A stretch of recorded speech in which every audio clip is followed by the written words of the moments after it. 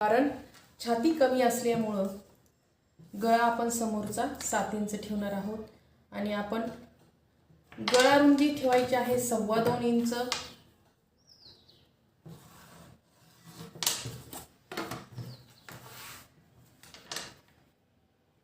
गोल आकार देऊन घ्यायचा आहे.